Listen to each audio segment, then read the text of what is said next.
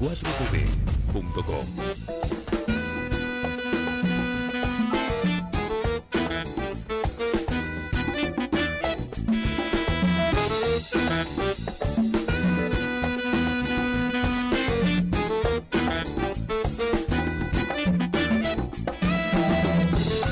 Estamos en Diario de Cultura hasta las 7:30 de la tarde y como te contaba hace un ratito vamos a abordar un evento literario musical, ¿no? Un poquito de los dos, porque mañana a las 21 en el Centro Cultural Leonardo Fabio, en punto, se va a presentar este recital de Jorge Sarraute, que es el ex integrante del Cuarteto Cedrón, un músico conocidísimo no solo en el ámbito nacional, sino también internacional, por sus grandes giras y por sus despliegues, con un preludio de O las Estaciones, inspirado justamente en el poema homónimo del escritor Antonio Tello. Estamos con Antonio, que nos va a contar detalles de este evento que va a tener lugar mañana a las 21 en el Centro Cultural Leonardo Fabio. Hola Antonio, buenas tardes. ¿Qué tal, Paula? Encantado de estar otra vez aquí Bueno, un placer recibirte. Siempre en actividad, a pleno, ¿no? Sí, bueno, siempre en organización. Eso forma parte de mi vida. Hacer cosas, vender cosas, producir, sacar a la luz ideas, propuestas, porque soy de aquellas personas que no piensan que los sueños son irrealizables, sino que son posibles. Y yo trato de llevarlos a la práctica como sea. Y lo lográs, porque, a ver, diferentes críticos y diferentes especialistas califican tu obra en general como una de las más importantes de la literatura del exilio en Argentina. Por ejemplo, ¿no? Es vasta tu obra en general, pero como que has hecho muy fuerte tu camino y tu propuesta. Sí, bueno, no sé si es tan importante, yo la veo como algo, desde mi punto de vista, como algo coherente y honesto con respecto a mis principios éticos y a mi idea de lo que es la literatura y de lo que debe ser la conducta de un hombre, y sobre todo la de un hombre que asume su condición de poeta, así, como ciudadano y como artista. Es decir, no son cosas que se disocian, sino al contrario, que van muy unidas, y la responsabilidad del artista ante la sociedad es algo que para mí es sagrado, y por eso he tratado de comulgar con ambas cosas. Y leía tu biografía, tus distintas obras. ¿Por qué te persiguió la AAA? ¿Por qué te tuviste que ir? Bueno, en general se sabe que yo nunca he pertenecido ni pertenezco a ningún partido político, pero precisamente por esa actitud que te digo de responsabilidad social. En aquellos momentos era un joven poeta, además trabajaba en periodismo, hacía teatro, era presidente del Centro de Estudiantes del Instituto de Ciencias, donde estudiaba precisamente literatura. Es decir, tenía varias actividades en donde la responsabilidad civil se exponía. Y la denuncia de la injusticia, el deseo de que mis hijos no vivieran en una sociedad fascista, como preludiaban en aquel momento todos estos movimientos de la ultraderecha.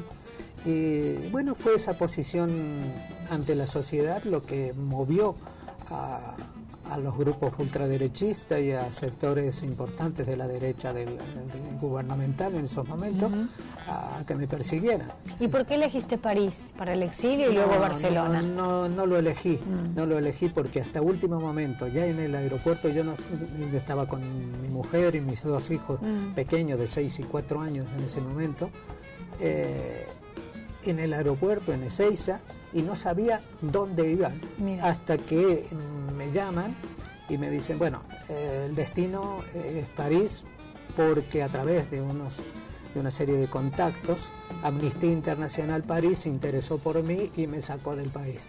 Pero fue Amnistía Internacional la que decidió que yo fuera a París. Pero después sí, de París, ¿vos elegiste o cómo fue el contacto para Barcelona? Sí, elegí Barcelona, primero porque había un amigo también exiliado por el mismo motivo, que era Gonzalo Otero Pizarro, hablamos, y porque en París sucedieron muchas cosas en muy poco tiempo. Primero, A mí me habían dado ya trabajo en la radio televisión francesa para que adaptara cuentos latinoamericanos. ¿Hablaba francés? No, pero se trataba de utilizar era la Voz de Francia, es decir, el canal de la radio televisión francesa emite para América y emite para el resto de Europa, pero entonces a mí me eligen para que yo trabaje sobre cuentos y los adapte a la televisión para su difusión en América. Bien, de modo que mis ingresos casi enseguida estuvieron asegurados. Claro.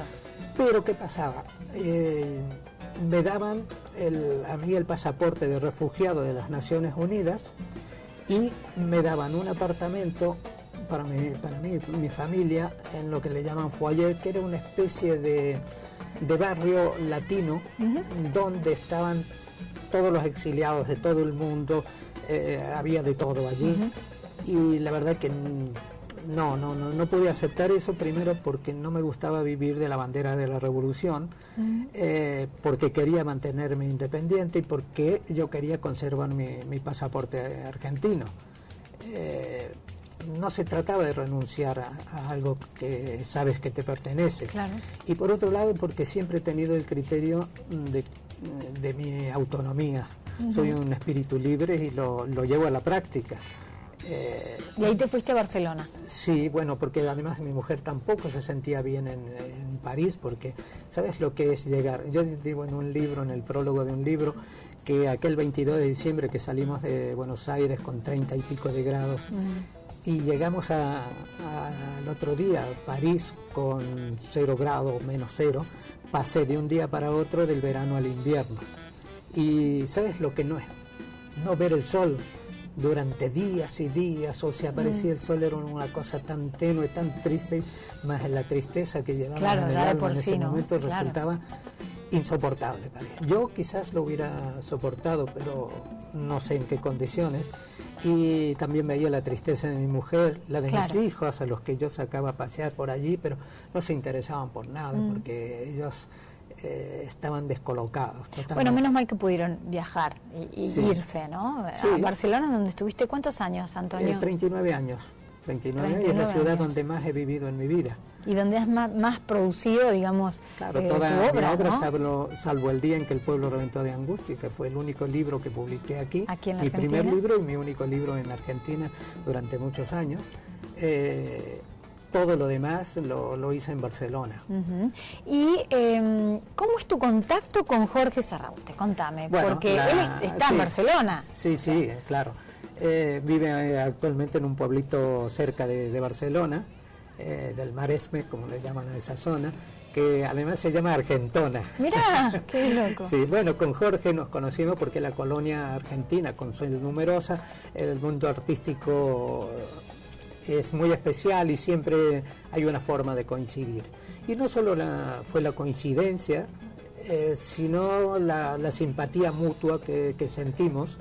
Y bueno, resultó que la colaboración empezó muchos años después de conocernos, cuando yo publico mi primer libro de poesía en el 2004, que no es mi primer libro, sino el primer libro de poesía que publico, Sílabas de Arena. Entonces la editorial había decidido incluir un CD con todo el libro recitado por el autor. Pero yo no lo quería hacer a palo seco, como decimos así directamente. Entonces le dije, Jorge, ¿por qué no? Él es un grandísimo contrabajista. Y le digo, Jorge, ¿por qué no me acompañas con el contrabajo en este recitado? Porque creo que los sonidos esos profundos y tan hondos del bajo me van a ir bien. Y él me pide que le mande el libro, yo le mando todavía los originales, lo lee y a los 2 días me contesta, dice, lo siento, pero no te puedo acompañar. Bueno, me quedé un poco sorprendido, ¿no?